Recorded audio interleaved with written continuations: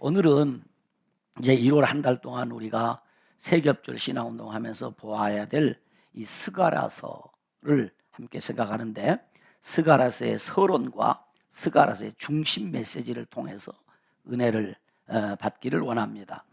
첫째는 스가랴서의 특징과 이 스가랴서의 메시지입니다. 스가랴 선지자가 기록한 이 스가랴서의 특징은 12권의 소선지서 중에서 가장 길고 난해한 책입니다. 그러니까 대선지서, 소선지서는 대선지자는 키가 크고 몸집이 커서 대선지자가 아니고, 또 소선지자는 조금해서 소선지자가 아니고, 책의 분량이 많은 책을 대선지서라 하고, 책의 분량이 작은 책을 소선지서라고 합니다. 그런데 오늘 소선지서에 포함된 이 스가랴서는 다른 소선지서에 비하면 분량이 굉장히 많다 이겁니다. 그 내용이 아주 좀 난해합니다. 환상에 대한 그런 내용이기 때문에. 그리고 이 다른 성경과 좀 다르게 이 스가랴서는 그 본문을 읽어보면 산문체, 시, 환상, 애언, 찬송 등 다양한 문체로 이 스가랴서가 기록이 되어 있습니다. 그리고 이 스가랴서는 구약 성경 중에 에스겔서 다음으로 이 신약 복음서와 요한계시록을 비롯한 신약 성경 여러 곳에서 대략 한 71회 정도 인용된 구약의 계시록이라고 해요. 구약의 계시록이라는 별명을 가진 책이 스가랴다 라는 거지요. 그리고 이 스가랴서에는 독특하게 구약 성경인데도 불구하고 기독론과 교회론과 종말론을 비롯한 교리적 내용을 많이 담고 있는 책이 스가랴서다. 좀 이런 사전 지식을 가지고 성경을 읽게 되면 여러분이 성경을 이해하는데 크게 도움이 됩니다. 스가랴서는 교리적인 내용이 많이 담겨 있구나 라는 것을 생각하시면 됩니다. 이 스가랴라는 이름은 참 좋은 이름이에요. 그 뜻이 뭐냐면 하나님이 기억하신다, 하나님이 기억해 주신다. 여러분 성경에 보면 하나님께서 우리의 기도를 기억해 주시고 우리의 행동을 기억해 주세요. 그러면 반드시 하나님이 기억해 주는 사람에는 은혜가 있고 복이 있다 이 말이에요. 스가랴라는 이 이름의 뜻은 하나님이 기억하신다. 여러분 하나님이 기억하는 사람 되기를 바랍니다. 그 사람이 누구냐? 스가랴. 이런 이름의 뜻이 있어요. 그러니까 이름이 좋으니까, 그러니까 우리나라도 그러죠. 이름이 뜻이 좋거나 부르기 편한 이름은 사람들의 이름이 많다 적다? 많아요. 그냥 뜻이 좋거나 아니면 부르기 편한 이름들은 많아요. 여러분 이름은 어떠세요? 많이 있나요? 적나요? 참 어디 가서 만났는데 나하고 똑같은 사람 이름 만나면 약간 쑥스럽기도 하고 한데 좋은 이름을 가졌다는 것은 참 좋지요. 그러니까 이 스가랴라는 사람의 이름이 좋은 이름이기 때문에 우리 구약 성경에도 보면 스가랴라는 이름을 가진 사람이 대략 몇 명이 나면 30명이 나와요. 그러니까 30명이나 되니까 얼마나 헷갈리겠어요. 이름이 이렇게 많단 말이에요. 그러니까 여러분 성경 읽다가 스가랴라고 그 스가랴라고 생각하면 크게 실수할 수 있습니다. 그러니까 그것을 구분하기 위해서 오늘 이 스가랴서의 기록자를 소개할 때 이렇게 기록했어요. 이또의 손자 베레가의 아들 스가랴. 그러니까 오늘 스가랴서를 기록한 사람이 누구냐 하면 이또의 손자입니다. 이 굉장히 중요해요. 이또라는 사람이 굉장히 중요해요. 왜냐하면 포로 귀한 자 중에 이 이또라는 사람이 있어요. 근데 이 사람이 이 이또라는 사람, 그 사람의 손자입니다. 그러니까 이 스가랴는 어떤 사람이면 제사장 가문 출신으로 아주 유명한 제사장의 손자예요. 그러니까 집안이 신앙적으로 좋은 가정이었어요. 바로 이 스가랴는 그런 좋은 제사장 집안의 가문에서 이제 선지자로 하나님 앞에 부름을 받은 사람입니다. 그리고 이 스가랴라는 사람은 학계 선지자보다 2달 늦게 활동을 시작한 사람입니다.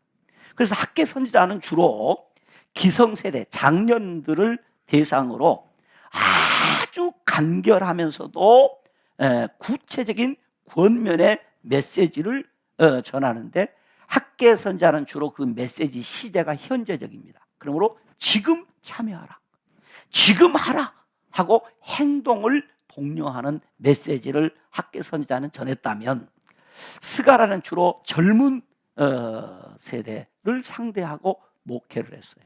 그러니까 청년 목회자다, 이렇게 보면 돼요. 젊은 세대를 대상으로 메시지를 전했는데 아주 자세하지만은 추상적입니다. 그러니까 해석이 좀 어려워요. 추상적이기 때문에. 그러면서 학계는 권면의 메시지를 전했다면, 스가랴는 격려의 메시지를 전하면서 미래지향적 메시지를 했어요. 그래서 백성들에게 뭐 하라? 용기를 내라. 응? 그러니까 학계는 지금 참여하라, 지금 해라. 성전을 건축하는데 지금 빨리 해라. 그런데 스가랴는 왜 성전을 건축하냐면, 이 성전 건축을 하면 하나님이 앞으로 복 주신다, 앞으로 너희 후손이 잘 된다, 이런 미래지향적인 메시지를 전했던 사람이 스가랴 선지자입니다. 그래서 이 스가랴 선지자의 메시지는 매우 비전적인 꿈을 담고 있단 말이에요. 그러면서 이 백성들이, 지금 도탄에 빠져 있는 백성들을 위로하는 메시지가 이 스가랴서에 기록되어 있습니다. 그래서 이 스가랴 선지자의 가슴은 열방과 민족과 열방을 가슴에 품고 꿈을 꾸면서, 지금 성전 재건을 하면 하나님이 이 민족을 세계 민족 가운데 큰 민족으로 쓰실 것이고, 성전을 재건해 놓으면 열방의 모든 백성들이 이 성전을 통해서 복을 받고 은혜를 받게 될 것이다. 성전을 재건하고 나면 이 어려운 난국이 극복될 것이다 라는 메시지를 이 스가랴 선지자가 전하고 있다 하는 것입니다. 그러면 이 스가랴 선지자가 활동하던 시대적 배경을 좀 살펴보면, 이미 제가 좀 말씀드린 대로 제1차 포로 귀환 대회에 동참했던 이 귀환자들을 위해서 페르시아에서는 이 레반트 지역, 그러니까 예루살렘을 중심으로 하는 독자적인 행정구역을 정해줬어요. 이것을 오늘 유다 지역, 이런 말을 썼는데, 그 유다 지역이라는 말을 변형해서 여러분 책 같은 데 보면 무슨 얘기를 하냐면 에후드 지역이다, 이런 말을 써요. 에후드, 예루살렘을 중심한 지역, 또는 레반트 지역이다, 이런 말을, 여러분 일반 책을 보거나 참고서를 보면 그런 이야기 하나요. 레반트 지역 혹은 바로 유다 지역. 그러니까 이제 이스라엘의 이름은 사라지고, 북쪽 이스라엘이 원래 이스라엘이잖아요. 그 나라는 완전히 소멸되어 버리고, 유다 지파를 중심으로 한 사람들이 바벨론의 포로로 잡혀갔다가 그들이 남은 자가 되어서 돌아옵니다. 여러분 성경에서 굉장히 중요한 단어 중에 하나가 무슨 단어냐면 남은 자입니다. 바로 그 사람들만을 위한 이 자치 구역을 이 페르시아에서 정해줬어요. 그래서 이제 거기서 살게 되는데, 이 에후드 지역의 지역이 어떠냐면 아주 폐허가 됐습니다. 왜냐하니까 바벨론이 예루살렘을 점령할 때에 예루살렘 성전을 완전히 파괴해버리고, 그 유다 백성들 가운데 쓸만한 사람들은 다 잡아갔어요. 맨 처음에는 귀족들 가운데 똑똑하고 젊고 인물 잘생기고 건강한 사람들, 엘리트들을 데려갔습니다. 그 사람들이 대표적으로 누구냐면 다니엘과 그 친구들입니다. 아주 똑똑한 사람들. 그 다음에는 그보다 못한 사람들을, 젊은 사람들을 데려갑니다. 그 다음에는 누구를 데려갑니까? 이제는 머리로 안 되고 힘만 쓰는 사람, 일을 할 수 있는 사람, 기능공들, 이런 사람들을 바벨론에 전부 데려간 거예요. 그러면 본토에 남은 사람들은 어떤 사람입니까? 아무짝에도 쓸모없는 사람들, 버리운 자들입니다. 그들이 거기 남아있으니까, 남아있어도 70년 동안 먹고 살기도 힘들었어요. 그러니까 얼마나 예루살렘이 비참했던지, 느헤미야서에 보면 예루살렘에 살던 사람들이 느헤미야에게 찾아옵니다. 형제들이 예루살렘이 어떤가 보니까 예루살렘이 사람이 살 수 없는 지역입니다. 지금 살 수가 없습니다. 그러니까 느헤미야가 그 소식을 듣고 하나님 앞에 울면서 기도합니다. 그러자 하나님이 느헤미야를 도우시는데 하나님의 선한 손으로 느헤미야를 도와주십니다. 그래서 느헤미야가 이 국가 재건과 민족 재건을 위해서 본국으로 돌아와서 성벽 재건하는 일을 하게 되는 것이죠. 그러니까 그 전이니까 지금 이 스가랴 선지자가 활동하던 그때의 이 예루살렘 근방에 그 포로 귀환 자들이 사는 그 지역은 이 레반트 지역은 굉장히 살기가 어려웠단 말이에요. 거기에다가 계속되는 가뭄과 우박과 해충 피해로 매년 농사를 지어도 농사가 되지 않고 흉년이 들어서 경제적으로 아주 최악의 상황에 처했습니다. 여러분, 2022년에 여러분의 생업과 사업과 직장이 여러분을 통해서 풍년을 맞이해야 됩니다. 흉년 만나면 아무것도 안 되는 거예요. 그런데 이 레반트 지역이 흉년이 들은 거예요. 계속되는 가뭄. 그런가 하면 이 귀한 자들과 본토에 거주하던 자들과의 정치적 견해차가 심했습니다. 그러니까 지금 귀한 자들은 어디서 살도 않냐면 바벨론 시대가 끝나고 페르시아가 세계의 패권을 잡고 있는데 페르시아의 고레스 왕의 칙령으로 지금 그들이 본국에 돌아올 때 고레스 왕이 그들을 선대했다, 괴롭혔다. 선대했습니다. 그러니까 이 사람들은 친 페르시아 적입니다. 페르시아에 대해서 우호적이란 말이에요. 그러나 본토인들은 너무너무 살기 어렵습니다. 그런데다가 페르시아의 지배 가운데 있었기 때문에 그 혜택을 받지 못했습니다. 그러니까 이 사람들은 반 페르시아 정서입니다. 그러니까 정치적 그 지향점이 다른 거죠. 그래서 이 갈등, 정치적 견해차로 인한 내부적 갈등이 아주 심했어요. 자, 경제적으로 어렵습니다. 정치적 갈등이 심했습니다. 그 다음에 세 번째는 어떤 어려움이 있었느냐 하면 본토인들은 힘도 없고 그또의 남은 자들은 힘도 없고 어려우니까 어떻게 하냐면 주변 국가들과 어떻게 좀 편하게 지내야 되잖아요. 싸워봐도 이길 수 없고 그러니까 여러분 우리가 잘 아는데 지금도 그렇습니다만은 중동 지역 그 나라들은 어떤 외교적으로 어떤 거래를 할 때는 반드시 거기 무엇이 들어가냐면 종교가 개입됩니다. 마찬가지입니다. 여기 오늘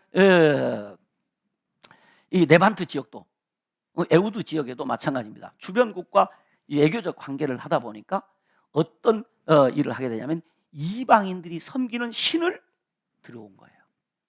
그런데 지금 귀한 자들은 포로로 잡혀가서도 어떻게 살았느냐면 철두철미한 여호와 하나님에 대한 유일신 사상으로 살았단 말입니다. 그 돌아와서 성전을 딱 지으려고 하니까 그 이방 신을 섬기는 사람들이 우리가 도와줄게, 우리랑 같이 성전 건축하자 그런 겁니다. 얘기는 뭐냐면 종교 거래를 하자 이겁니다. 그러니까 포로 귀한 자들은 우리는 그럴 수 있다 없다? 없다. 우리가 지으는 성전은 여호와 하나님에 대한 유일한 신앙 사상, 여호와 하나님 외에는 우리는 다른 성기는 신을 그래서 거절을 합니다.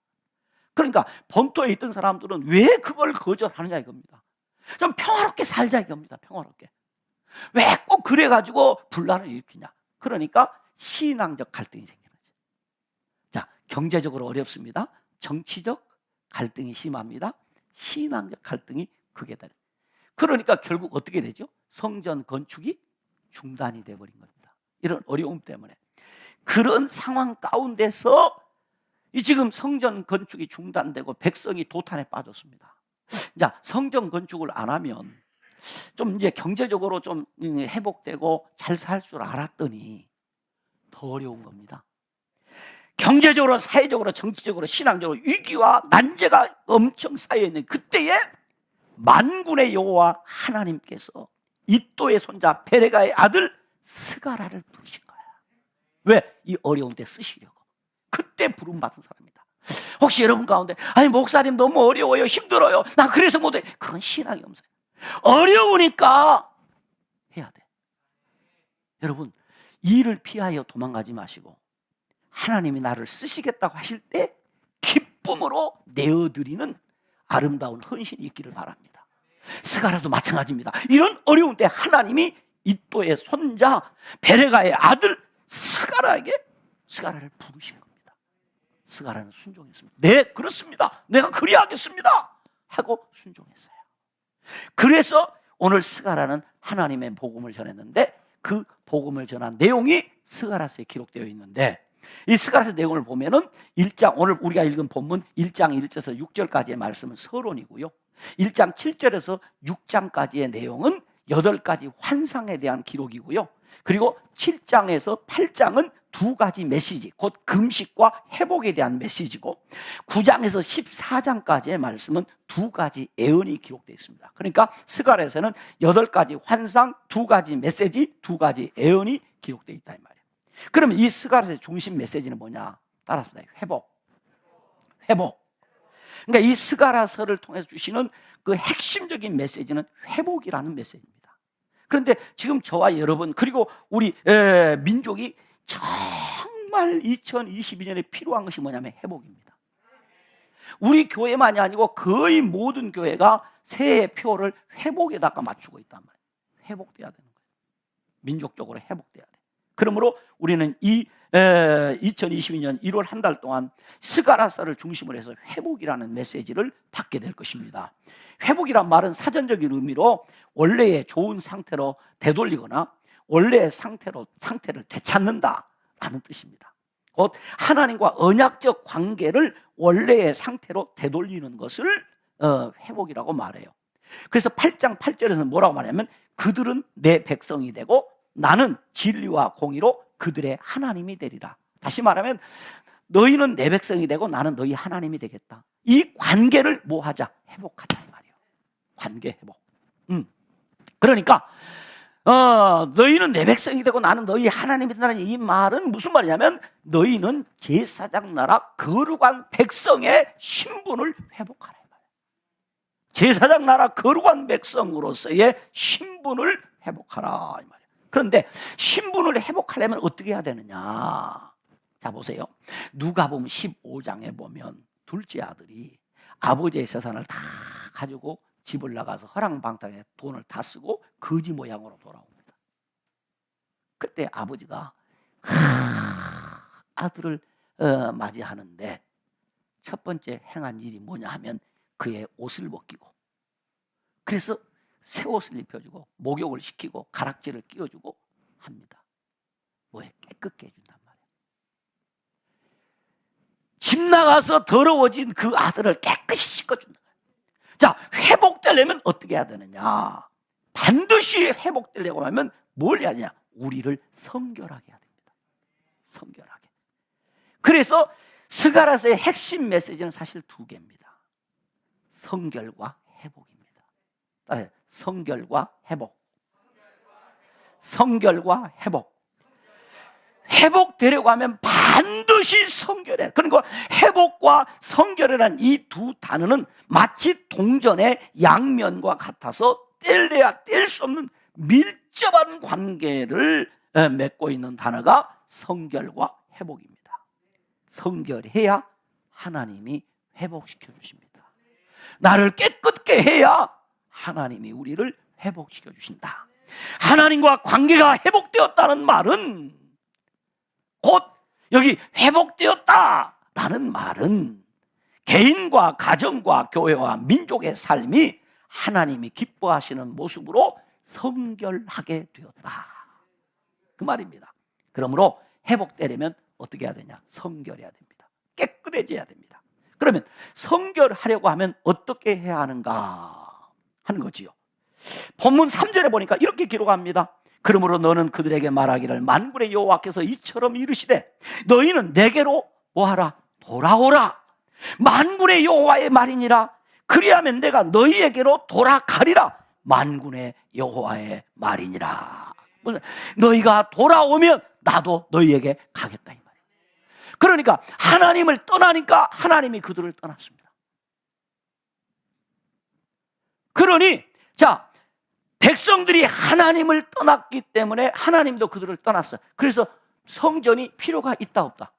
없습니다. 그래서 바벨론의 느부갓네살 왕이 성전을 헐어버린 겁니다. 왜? 성전이 더 이상 필요가 없기 때문에. 그런데 이제 하나님이 돌아오시려고 합니다. 그러면 백성들도 지금 하나님 앞에 돌아와야 합니다. 그래서 뭐가 필요합니까? 성전이 필요합니다. 그러므로 성전을 뭐 해야 돼? 재건해야 됩니다. 너희가 돌아와라. 나도 돌아가리라. 여러분, 우리가 모이는 이 교회에 여러분이 나오니 누구도 오셨다. 하나님도 오셨다. 하나님이 임재해 계시기에 여기 여러분들이 오는 겁니다. 나와서 예배를 드리다 보니까 하나님이 임재하셔서 여러분에게 은혜를 주시고, 여러분 마음에 기쁨을 주시고, 여러분 마음에 소망을 주시고, 여러분의 삶에 복을 주신 거예요. 아, 교회 갔더니 마음에 은혜가 있다. 아, 교회 갔더니 하나님이 내 병을 고쳐주시더라. 야, 그 교회 갔더니 내 삶에 의욕이 생겼다. 이 얘기는 뭐냐면 우리 하나님이 오셔서 우리에게 은혜를 주셨다는 거예요. 그러니 스가랴서 말합니다. 자, 너희가 돌아오고 하나님이 돌아오니 뭐 하자? 성전을 재건하여 이 민족을 회복시키자.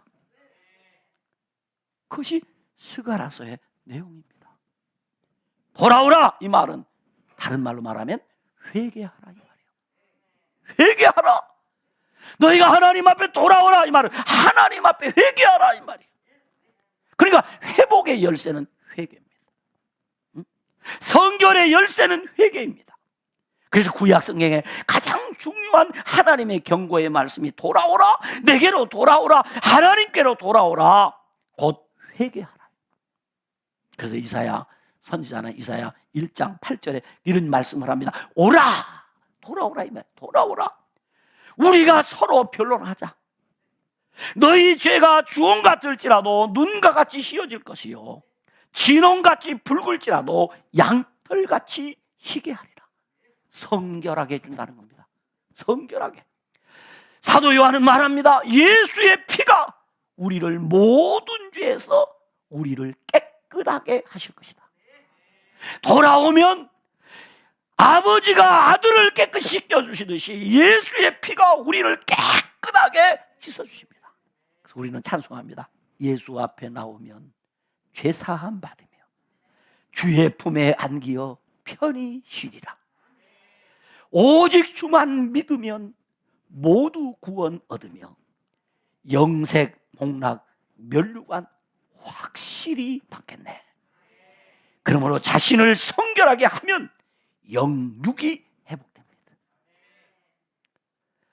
자신을 성결하게만 하면 우리의 영도, 우리의 육도 회복이 됩니다. 2022년 저와 여러분 각자 개인과 저와 여러분의 가정과 우리 교회와 그리고 나라와 민족에 이러한 회복의 은혜가 있기를 주님의 이름으로 축원합니다. 그래서 우리 하나님 앞에 기도합니다. 하나님, 나를 성결케 하옵소서. 하나님이여, 하나님이여, 내 속에 정한 영을 부어주셔서 회개의 영을 부어주시옵소서. 회개는 양면성이 있어요. 내가 자발적으로 하나님 앞에 내 죄를 고백하며 용서를 구하는 것이 있다고 한다면 하나님이 특별한 회개의 영을 부어주셔야 돼요. 하나님이 회개의 영을 부어주세요. 우리가 회개가 나오는 거예요. 그래서 2022년에는 우리 신앙이 회복되고 우리의 삶이 회복되고 우리 환경이 회복되는 이런 은혜가 있기를 주님의 이름으로 축원합니다. 기도하겠습니다. 하나님 아버지, 말씀대로 우리가 주님 앞에 나와서 겸손히 엎드려 주님 앞에 우리의 죄를 자복하고 회개함으로 우리가 성결케 됨으로 회복의 역사가 사랑하는 우리 모든 성도들을 심령에 나타나게 하시고 가정에 있게 하여 주옵시고 교회에 나타나게 하여 주옵시고 나라와 민족 가운데 회복의 은혜가 있게 하여 주옵소서. 아버지의 마음에 상처받은 자들이 그 상처의 치유함을 받고 회복되는 역사가 있게 하여 주옵시고 신앙을 잃어버린 자들이 다시 주님 앞에 나와서 신앙을 회복하여 열심으로 주를 섬기게 하여 주옵시며 병든 육체를 가지고 나온 자들이 하나님의 말씀을 듣고 죄를 회개함으로 그 병든 육체가 회복되는 하나님의 은혜가 있게 하여 주시옵소서. 하나님이여 다시 우리를 회복시켜 주시옵소서. 다시 우리를 회복시켜 주시옵소서. 회복의 은혜가 이 목장에 2022년에 계속해서 나타나게 될 줄로 믿습니다. 예수님 이름으로 기도드리옵나이다. 아멘.